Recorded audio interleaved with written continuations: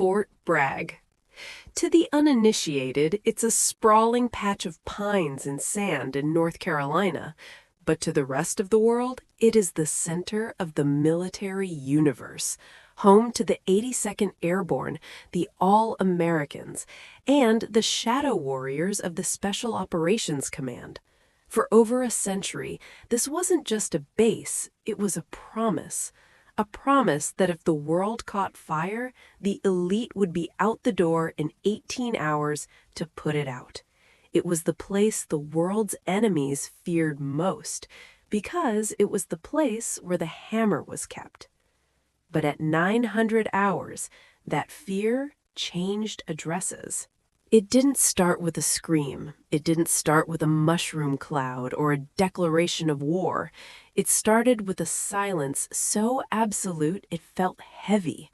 A localized electromagnetic pulse, surgical and silent, tore through the air.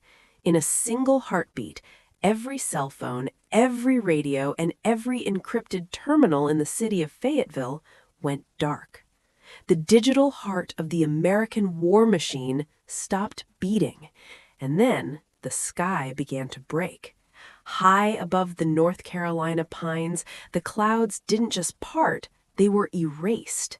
From the gray mist emerged the architects of the end, an armada of monolithic obsidian black vessels, each one the size of a city block, hanging in the air with a physics-defying stillness. They didn't come to negotiate. They didn't broadcast a message of peace. They came to decapitate the heart of American terrestrial power. This is the story of the 60 minutes that changed humanity forever. In the first 10 minutes, the very definition of modern warfare was stripped away. We have spent decades building a digital backbone, GPS, satellite uplinks, drone support, thermal networking. In 10 minutes, that backbone was snapped.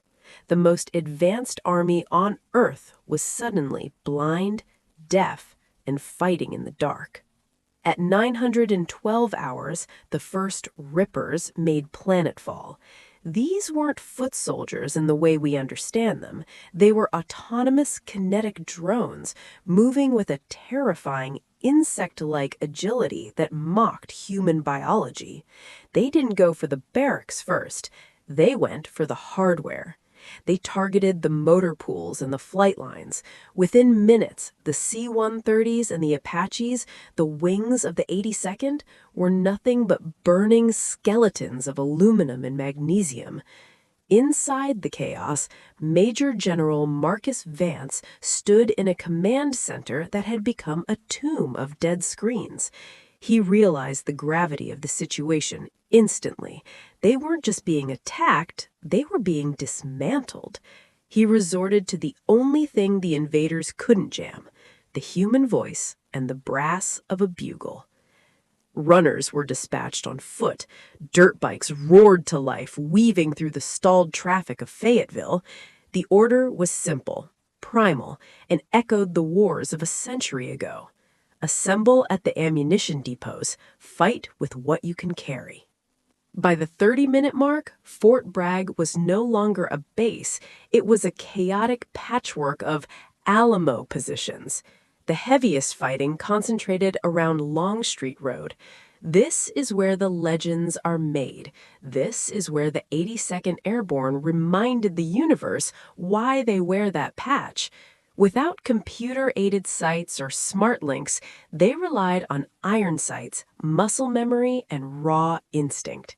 For 20 agonizing minutes, a single platoon held the intersection against a literal swarm of mechanical invaders.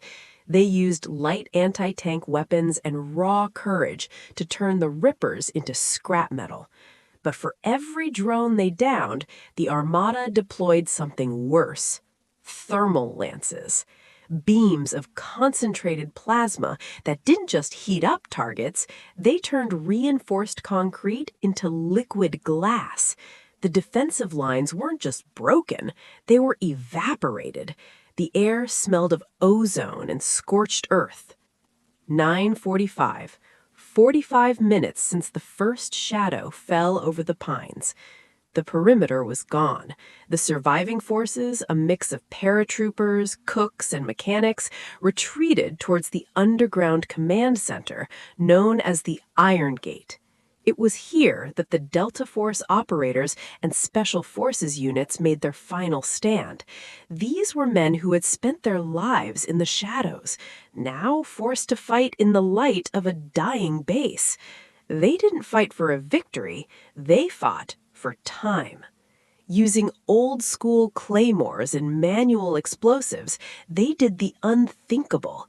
They collapsed the tunnels of the Iron Gate, trading their lives to ensure the invaders couldn't access the global tactical network hidden deep beneath the Carolina soil.